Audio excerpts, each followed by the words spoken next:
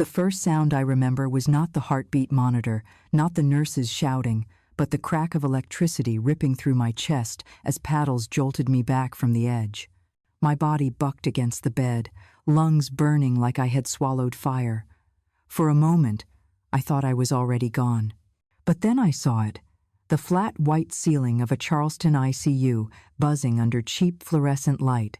I tried to swallow, but my throat was sandpaper. My vision blurred, then sharpened just enough to catch the name tag of the man leaning over me. Miles Carter, RN. His eyes were gentle, almost sorry as he whispered, "You're safe now, Mrs. Okoye, just rest." Safe. The word clung to me like a lie. My chest throbbed, my breath rattled, and in that haze only two names surfaced: Serena, Caleb, my daughter, and my son. I forced the words through cracked lips. Where? Where are they? Miles hesitated. Too long. He tucked the blanket around me, shook his head, and said softly, "Don't strain yourself." That night, after shift change, when the ward was quiet except for machines humming, I heard Miles' voice again. He was near the nurse's station, speaking low into a phone. I wasn't meant to hear him, but I did. "Yes, ma'am." She stabilized. "Yes, she's conscious now. Would you like to speak to her?" A pause. "Okay, got it." He hung up. The silence afterward was heavier than the shock that had torn me back from death.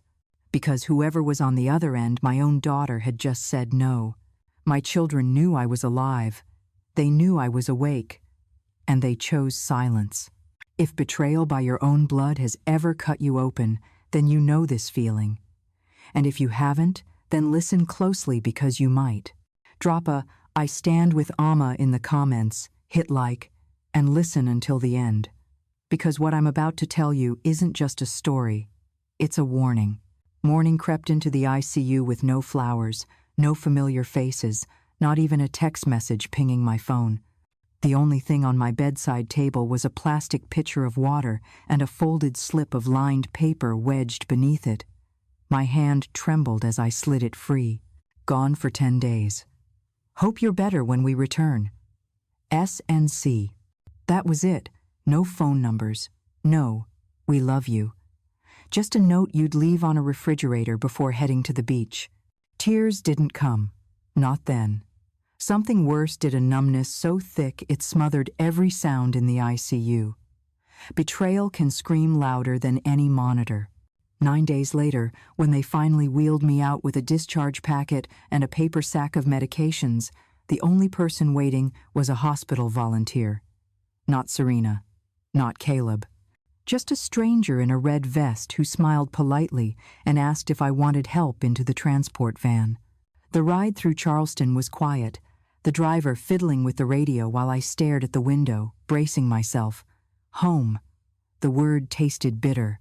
But when the van slowed in front of my house, my gut clenched. The curtains different. My front porch chairs gone. I reached for the ceramic frog planter by the steps, the one that had hidden my spare key for 20 years. Empty. 15 minutes of knocking, of fumbling, of shame. Then the door cracked open. It wasn't Serena. It wasn't Caleb. It was Trent, my daughter's husband, clutching a Starbucks cup like it was proof he belonged. His eyes darted past me, searching for an exit. "Oh, Mrs. Okoye, you're home sooner than we thought." His voice stumbled over every word. I brushed past him, each step heavier than the last. The living room didn't look like mine anymore. The sofa was pushed against the opposite wall. The paint on the far wall, a trendy gray Serena had once mocked, half-finished. My wedding portraits, once proudly displayed, shoved into a cardboard box in the corner. On the dining table lay a glossy flyer. Charming Charleston cottage, perfect for young families. It was my house, my home of 27 years. And on the counter, spread wide open like a wound, a manila folder. Inside, copies of legal documents. A power of attorney. My name scratched across the bottom. Dated 3 years ago. The day I'd been recovering from hip surgery. I remembered Serena's voice, soothing, persuasive. Just insurance paperwork, Mom. Sign here. Nothing serious. Now that signature was a weapon. The room tilted. I gripped the counter, staring at the ink I hadn't questioned. And that's when I realized I wasn't coming home. I was walking into the crime scene of my own erasure. That night, the house was so quiet I could hear it breathing. Not the warmth of home, but the hollow echo of something already emptied. I sat at the kitchen table under a single dim bulb. The flyer charming Charleston cottage glared up at me like an obituary. My wedding ring had left a faint circle on the wood years ago. Now it looked more like a scar. The manila folder lay open, daring me to look again. Pages and signatures, all lined with my name but not my hand. I traced the ink, remembered the blur of anesthesia, the fog of painkillers. Serena's steady voice coaxing me to sign. Insurance, she said. Nothing serious, she said. Every detail I looked at in that room screamed betrayal. The family photos boxed up, the new wall color half finished, like they couldn't wait for me to vanish before completing it. Even the air smelled wrong chemical, like paint and strangers. I couldn't sit there anymore. I searched for something familiar, anything untouched. That's when I found it in the pantry, shoved between cereal boxes, an old iPad, Jason's, from years back. My hands shook as I pressed the button. Against all odds, it lit up, and the messages spilled into view. Serena, once Mom's house sells, we'll finally have breathing room. Caleb, yeah, assisted living is lined up. No more boundaries. About time. Breathing room. From what? From me? The words blurred as my eyes burned. These weren't whispers behind my back. They weren't slips of frustration. They were plans. Cold, casual, planned down to the last detail. And worse, there were bank screenshots. Transactions tied to my accounts, small withdrawals timed perfectly to look invisible. Serena had written, "She never checks. Just make it look routine." My chest ached. Not from the stroke, not from the paddles that ripped me back, but from the crushing realization. This wasn't an accident. It wasn't bad timing. They had been preparing to erase me. I closed the iPad slowly, set it on the table, and let the silence stretch around me. For the first time in my life, I didn't feel like their mother. I felt like their Mark, and I knew then. I wouldn't beg. I wouldn't scream. I would fight. I didn't sleep. The house that used to cradle me now pressed in like a coffin. Every creak of the floorboards was a whisper of their betrayal. I moved from room to room like a ghost, touching the outlines of the life they had already begun dismantling. The sofa indentation where Caleb used to fall asleep watching cartoons. Gone. The faint outline of a Christmas tree stand still imprinted on the hardwood, covered by dust. My bedroom drawers rifled through, shirts folded wrong, as if someone else had laid claim to my skin. I stopped in front of the mirror. The face staring back at me was pale, gaunt, lined with grief, but my eyes were clear, alive, and sharper than ever. By dawn, I had a plan. There was one name I hadn't thought of in years. Rafael Cortez. I'd taught him poetry when he was a boy who sat in the back row, terrified of his own voice. Now, I remembered reading in the paper that he'd become a lawyer with a small practice above a taco shop on Meeting Street. My fingers trembled as I dialed. When he answered, the warmth in his voice cracked something in me I hadn't realized was frozen. "Mrs. Okoye, of course I remember you. You taught me to write. What's wrong?" And for the first time, I told someone the truth. My voice shook as I described the power of attorney, the flyer, the texts, the theft. He didn't interrupt, didn't question. He just listened. When I finished, he said only one thing. "You're not the first, Ama, but we can stop this. Meet me today." Raphael's office smelled like old paper and fried tortillas from the shop below. Modest, cramped, but safe. He flipped through the manila folder, brows knitting tighter with every page. Then his calm smile sharpened into something else. "They overreached," he said, tapping the forged POA. This version doesn't authorize real estate transfers. They can't sell your home, not legally. Relief hit me so fast it made me dizzy. They forgot who you are, Raphael continued. Now we'll remind them. He filed a petition that same afternoon to rescind the power of attorney and reinstate my autonomy. He promised to fast-track it. If we move now, he said, we can flip this before they even know what happened. I left his office with the papers clutched against my chest, my pulse steadier than it had been in months. And for the first time since my heart stopped, I felt something dangerous return. Hope. By the time I pulled into my driveway, the petition papers still warm in my purse, the house no longer looked like home. It looked like enemy ground. I parked at the curb, not in the driveway, a small, deliberate choice like claiming distance. Before I even unlocked the door, I opened my phone and called a locksmith. Within an hour, the locks were changed. Every key Serena and Caleb once carried now useless metal. When Trent showed up later, rattling the knob, I didn't open the door. I spoke through the Ring camera, my voice calm as winter. Take your coffee and your lies somewhere else, Trent. You don't live here. He froze, startled. Ama, you don't understand. No, I cut in. For once I understand perfectly.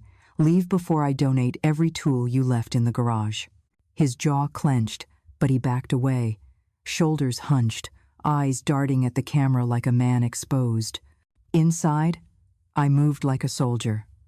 I pulled the shoebox of emergency cash from the pantry, tucked it into my purse. Then I slid open the drawer where I kept my notebook of passwords, each entry scribbled in shaky ink over decades. Every bank account, every utility, every hidden corner of my life. They thought age had made me blind. They forgot who raised them. By nightfall, I had changed passwords, canceled autopays, and frozen anything that smelled of intrusion. My laptop hummed as I worked, each keystroke another stitch, sewing me back into my own life. But the house still reeked of betrayal. Every corner whispered Serena's tidy penmanship, Caleb's careless arrogance, Trent's false charm. I sat at the table, stared at the manila folder one last time, then slid it into a fireproof box. Evidence now, not memory. The phone buzzed. Raphael's voice on the line. Court date is set. 3 days. They'll be notified tomorrow. I exhaled slowly. 3 days until the storm. They won't take this quietly, Ama, he warned. I looked out the window at the empty street, the porch that once held laughter, and I whispered, let them come. The notification must have landed that morning, because by noon my phone lit up with Serena's number. I didn't answer. A second later, Caleb's name appeared. I let it ring. When the third call came from an unknown number, I pressed decline and switched the phone off entirely. I didn't need their panic echoing in my ear. I already knew what it would sound like. Serena's tears, Caleb's anger, Trent's threats. All of them grasping for control they no longer had. Instead, I called Raphael. List it, I said. He hesitated. Ama, are you sure? Yes. On my terms, cash buyer only. By evening, the house that had been their prize was back on the market. My name was the only one attached. The buyers came quickly. A young couple, wide-eyed, ready to start a family. They offered cash, no contingencies. 11 days later, the papers were signed. I stood in the hollow living room one last time, eating a peanut butter sandwich off a paper plate balanced on a folding chair. My voice shook, but I forced the words out anyway. This is the last time. The next morning, I went to the bank. I closed every joint account Serena and Caleb had ever touched, drained the balances, opened new accounts under a different name, Mara Ellison, a remix of my grandmother's maiden name. The signature slid across the paper like I was shedding old skin. It felt strange, foreign, and yet right like armor finally fastened. Back at the house, I packed only what mattered. Graham's old watch, a bundle of photographs from years when Serena still called me Mama. A box of drawings Caleb once made when he believed in superheroes. The rest, furniture, dishes, curtains, was nothing but debris. Before leaving, I wrote 2 short notes, one for each child. No accusations, no pleas, just 10 words. Thank you for teaching me who you really are. I set them on the counter beside the realtor's card. Then I slipped my life into the trunk of my dusty Corolla. No one notices a silver car with peeling paint. And that was the point. When I pulled out of the driveway, I didn't look back. I wasn't running away. I was erasing the erasure. The highway opened like a wound beneath my tires, mile after mile of gray ribbon pulling me farther from Charleston. I drove with no GPS, no destination, only the certainty that anywhere was safer than the home they had already stripped bare. By dusk, I crossed into Tennessee. The sun bled orange across the hills, as if the sky itself wanted to burn the past behind me. That's when I saw it. A weathered sign nailed to 2 leaning posts. Welcome to Pine Hollow. A place to rest. A place to rest. I took it as permission. The town was small enough that the diner doubled as a meeting hall, and the post office smelled like fried chicken. I paid cash for a trailer tucked behind a hardware store. The landlord, a wiry man named Jim, asked only 2 questions. Do you smoke? And cash or check? I told him no and cash. That was enough. That night, I lay on a thin mattress with my boxes stacked like barricades around me. Crickets buzzed outside, the air thick with honeysuckle and dust. I waited for fear to come. Instead, I felt something I hadn't in years. Relief. For the first time since my heart stopped, I could breathe without wondering who was plotting my disappearance. By morning, I was Mara Ellison, retired librarian from Roanoke, Virginia. Widowed, childless, seeking peace. The lie slid easier than I expected. In a town of 6,000, no one asked too many questions. People assume you're hiding from something when you arrive alone, and in Pine Hollow, they respect the silence. I began volunteering at the library twice a week. The smell of paper and dust felt more like home than Charleston ever had in the end. Children wandered over because I remembered their names. The staff started to smile when they saw me shelving books. And that's how I met Ray Delgado, a waitress at the diner across the street. She was sharp-tongued but quick to laugh, a single mother working nights. Her son Eli trailed behind her after school, clutching dog-eared comic books. The first time he called me Grandma Mara, my throat tightened, but I didn't correct him. Because in that tiny moment, in that quiet town, I wasn't a burden. I wasn't a signature to forge. I was wanted. Days slipped into rhythm, as if Pine Hollow had been waiting for me. Mornings at the library, where the musty scent of old bindings wrapped me in something safer than memory. I repaired torn pages, reshelved volumes no one touched, and scribbled small notes on slips of paper for children who were just learning to love words.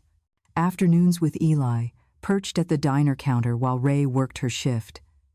He devoured milkshakes and comic books while I corrected his spelling homework. He never asked why I was there, why I had time for him when so many grown-ups didn't.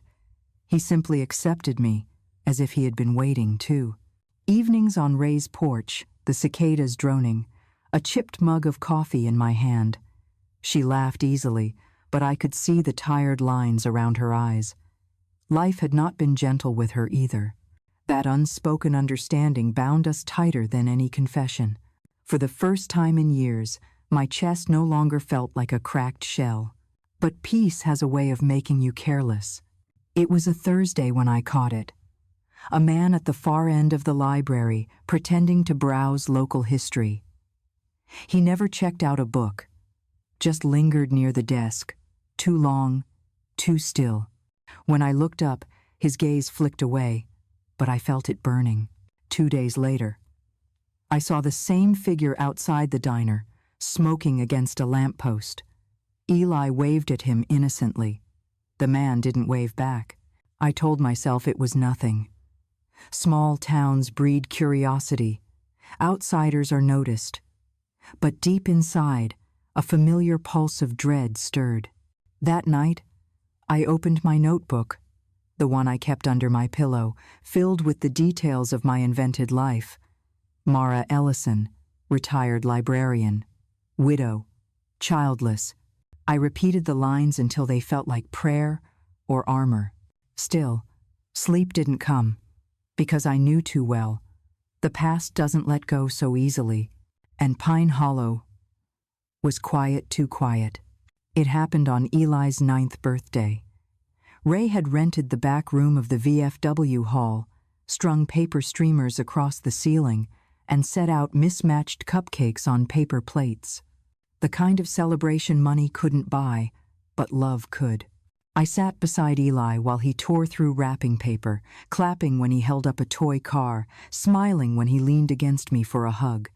Someone handed me a party hat, and for the first time in years, I didn't hesitate. I put it on. A blonde mother at the table laughed, phone in hand. "Smile for the camera. This is too sweet." She filmed Eli opening his gift, me helping him read the card. 30 seconds of ordinary joy. 30 seconds that would ruin everything. 3 days later, Ray burst into the library, her face pale, phone shaking in her hand. "Mara, you need to see this." The video had been reposted on a parenting blog, then cross-shared to TikTok. From there, it spread like wildfire. Someone in the comments had recognized me, matched my face to old Charleston news clippings. The caption read, "Found her. Grandma Ghost is alive in Pine Hollow. Changed her name. Building a new family." My stomach dropped. By morning, the clip had passed 1 million views. Comments poured in like acid. She abandoned her family. No, they abandoned her first. Legend, survivor, fraud, villain. My face was everywhere, plastered across forums, podcasts, reaction videos. I sat at the kitchen table of my trailer, notebook open, writing and rewriting my cover story as if that would keep me safe. Mara Ellison, retired librarian, widowed, childless. But the lie suddenly felt paper thin. Ray tried to reassure me. "People online forget in a week. It'll blow over." But I knew better. If the world saw me, then so did Serena. And 2 days later, my fear became flesh. A silver Toyota with South Carolina plates crept past the library parking lot. It circled twice before sliding into a space too carefully, like a shark testing shallow water. The driver's door opened. Serena stepped out. She looked older, smaller, as if shame had gnawed the shine off her.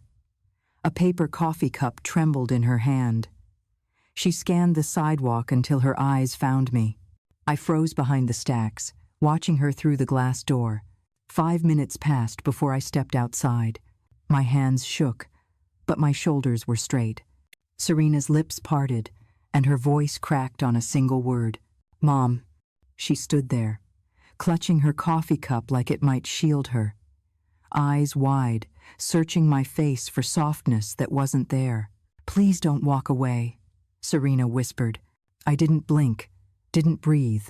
I let the silence weigh between us until she looked like she might collapse beneath it. Then I said the words I had been carrying like a blade. "I already held my funeral. You just weren't there." Her face crumpled, the color draining from her cheeks. She staggered back a step, gripping the railing like the ground had tilted. "Mom, we didn't know, we thought." I laughed, sharp and ugly. "You thought I was fine? You thought abandoning me in an ICU, leaving a scrap of paper like a grocery list, was love?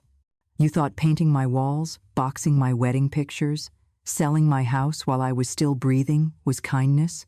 Tears streaked her cheeks, quick and hot. "I was scared," she stammered. "Scared to watch you get weak. I made mistakes." "No," I said, stepping closer. "You made choices." Her hand twitched upward, half reaching for me, then faltered. "We can fix this, please. I just want—" "You wanted my silence. You wanted my house. You wanted me erased." My voice cut clean. "Now I want distance." The library door opened behind me. A couple of townsfolk stepping out, their chatter stalling as they caught sight of us, Serena trembling, me standing rigid. Pine Hollow was small, rumors would spread, but I didn't care. Let the world watch. Serena's lips parted again, but no words came. Just a broken sound, half sob, half plea. I turned away. Not fast, not dramatic, just final. Each step back inside the library was a burial, not of me but of the daughter I once thought I had. Behind me, her whisper floated faint and desperate. "Mom, please." But I didn't look back. For days after that confrontation, Serena haunted Pine Hollow like a shadow I couldn't shake. I saw her at the diner once, sitting in the corner with untouched coffee, eyes darting every time the door swung open. Another morning, I caught her car parked across from the library, windows fogged, her silhouette small and hunched. But she never approached again, not after my words cut her down. Still, her presence gnawed at me, a reminder that blood is a chain even when you think you've broken free. Then, one gray Tuesday, the chain pulled tighter. I arrived at the library to unlock the doors and found an envelope shoved through the book return slot. My name written on the front, not Mara, but Ama. My stomach dropped. Only one person still wrote my name like that. I slid it open with shaking fingers. Inside was a folded sheet of paper, creased and smudged like it had been carried too long. At the top, in my own shaky handwriting, were words I had scrawled in the ICU when I thought I might not make it through the night. "If I don't wake up, please forgive me. If I do, please come. I am scared." I had written that in desperation. I had begged my children to see me. Now, along the margins, new ink slanted across the page. Caleb's handwriting. We didn't know how bad it was. I thought Melissa would go. I thought you'd understand. "I'm sorry, Mom." My knees nearly buckled. I gripped the circulation desk to stay upright, reading the words again and again, as though they might change if I blinked. The boy who once built Lego castles at my feet had written this. The man who later signed me away like a burden was asking for something I didn't know I could give. Forgiveness. That night, I sat at my trailer's kitchen table with the letter spread out under the single bulb. It felt like a live wire, buzzing with both guilt and manipulation. For 2 nights, I let it sit there, unopened again, as if staring at it long enough would erase the ache. On the 3rd night, I answered the email address scribbled at the bottom of the page. One visit. No cámaras. No excuses. Bring the letter. We would meet on neutral ground. The cemetery at the edge of town. The cemetery was quiet when I arrived, mist coiling low between the gravestones like smoke that hadn't decided to rise. I chose the bench nearest Graham's headstone, the granite worn smooth by years of rain. My husband's name stared back at me, steady as always, and I whispered, "Stay with me through this." Caleb came minutes later, clutching the letter in one hand and a tote bag in the other, as though fabric could shield him from the weight of what he'd done.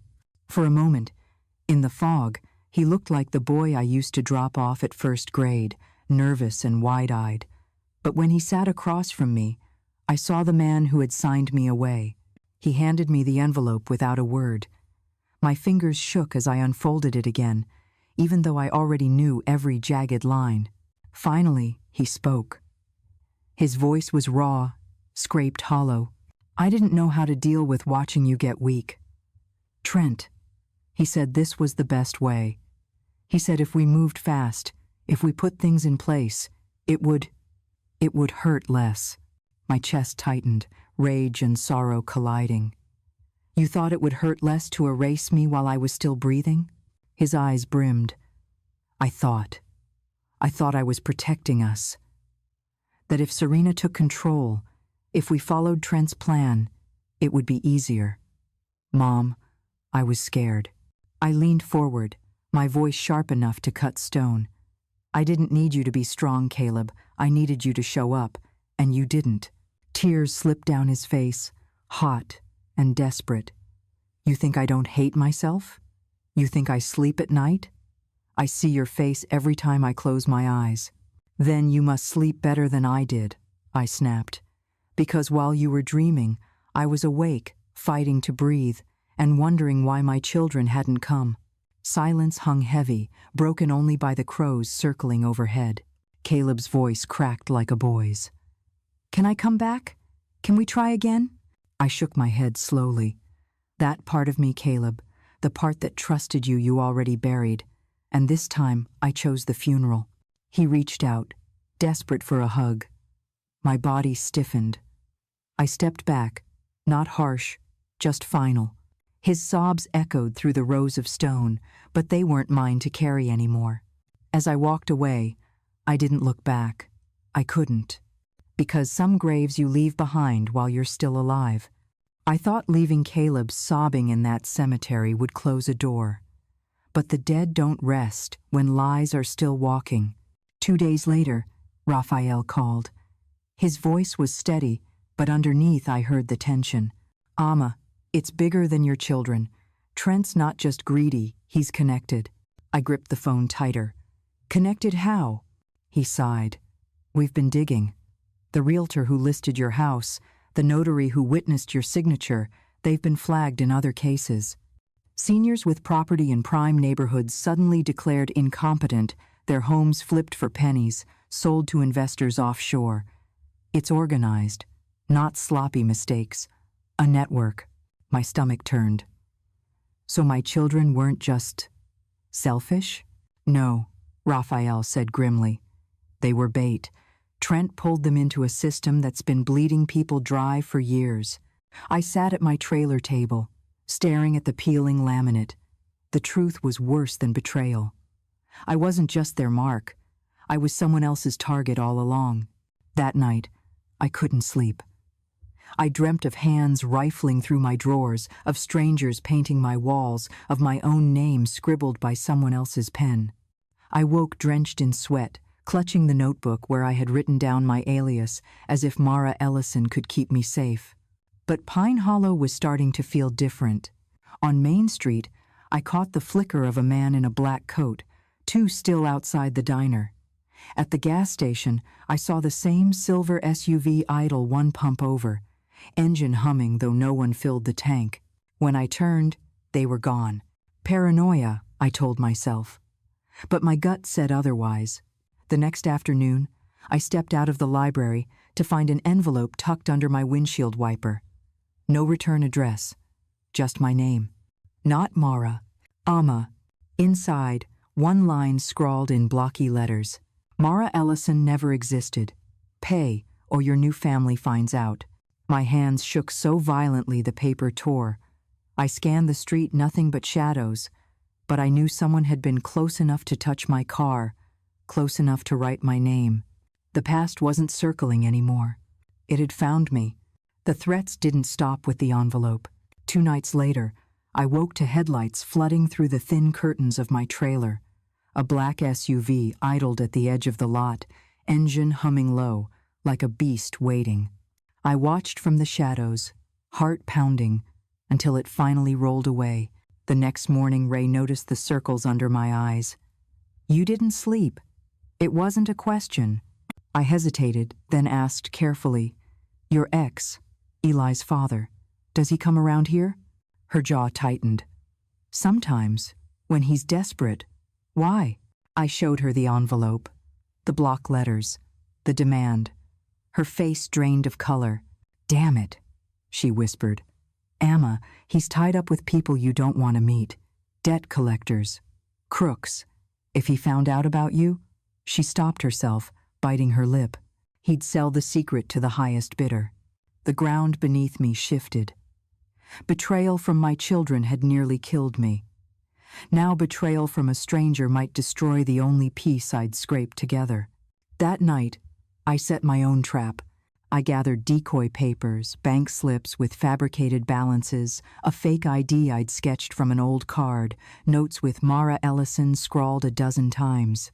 I placed them neatly in a folder on the kitchen counter, left the blinds cracked just enough for temptation.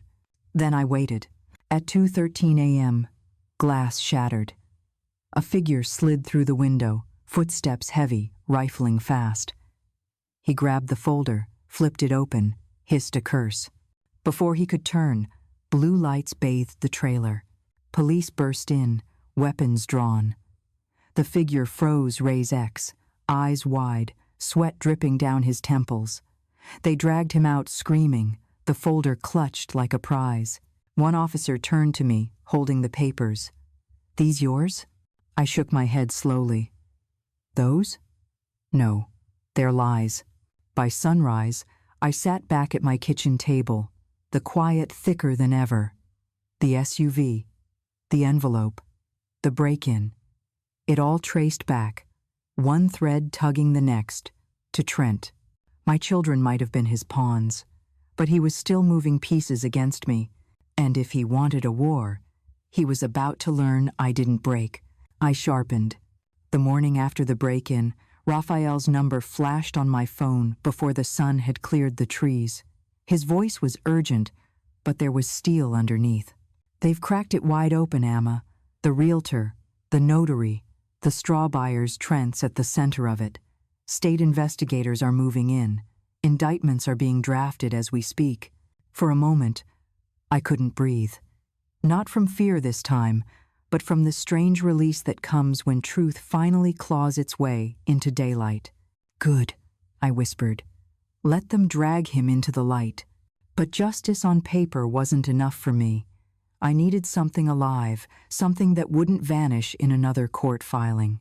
That afternoon, I met Ray and Eli at the diner. Eli pressed a crayon, drawing into my hands 3 stick figures, smiling under a crooked Sunday written above in blocky letters. Grandma Mara. I swallowed hard, my throat burning. When Ray went to refill coffee cups, I slipped an envelope across the table toward her. "This is for him," I said softly. Inside were documents Raphael had drawn up. A small trust fund in Eli's name, modest but untouchable, seeded from what little I had salvaged, conditions ironclad. No one not Ray's ex, not my children, not Trent, could ever lay hands on it. Ray's eyes filled. She tried to speak, but I shook my head. "Don't thank me. Just make sure he never learns the art of betrayal." That night, I sat at my trailer table with a fresh sheet of notebook paper. At the top, I wrote 2 words. "You did it." I listed what I'd left behind. A house turned into a commodity. A name that became a burden. Children who traded their mother for breathing room. And what I'd gained. Quiet mornings, filled with books. Honest laughter at a diner counter. A boy who called me grandma without asking for anything but love. I folded the paper, slid it into a shoebox beneath my bed, alongside Eli's drawings, and one old photograph of Serena and Caleb from long ago, back when they still believed I could do anything. The box closed with a finality that didn't feel like loss. It felt like choice. At dawn, the news broke. Charleston reels ran footage of suited men led away in cuffs. Headlines blared. "Elder fraud ring. Exposed local businessman. Trent Harker indicted." I turned off the television before they finished reading the charges, because I didn't need to hear them. I had already lived them, and survived. The summer air in Pine Hollow hummed with cicadas as I sat on Ray's porch. The boards were warm beneath my bare feet, and Eli darted across the yard with a mason jar, chasing fireflies that blinked like tiny lanterns in the dark. His laughter rose and fell, pure and unburdened, and for the first time in years, I let it wash through me without fear. Ray leaned against the railing, a cigarette unlit between her fingers. She didn't smoke anymore, but she kept one handy, like a habit that reminded her of battles she'd already won. She glanced at me. "Do you ever regret it?" "Leaving Charleston. Your family." I thought about Serena's tear-streaked face outside the library, Caleb's sobs in the cemetery, the cold texts about selling my house, the flyer that called my life charming, ideal for young families. "No," I said quietly. "I regret staying as long as I did." She nodded. That was all. No pity, no judgment, just understanding. Later, alone in my trailer, the phone buzzed. A voicemail notification. I didn't recognize the number, but I knew before I pressed play. Serena's voice, cracked and raw. "Mom, I heard about Trent, about the arrests. I don't know what to say except I'm sorry. I don't expect you to forgive me. If you ever want me to try again, I'll be here." The message ended in silence. I set the phone down, stared at it for a long time, then I turned it off. Not out of anger, not even out of bitterness, just clarity. Some voices you leave in the past, even when they're your blood. Outside, Eli shouted, "Grandma Mara, look!" He held up his jar, glowing with fireflies. I smiled, wide and unashamed. "Perfect," I called back. "Now let them go." He popped the lid, and the little lights drifted skyward. Free, and so was I.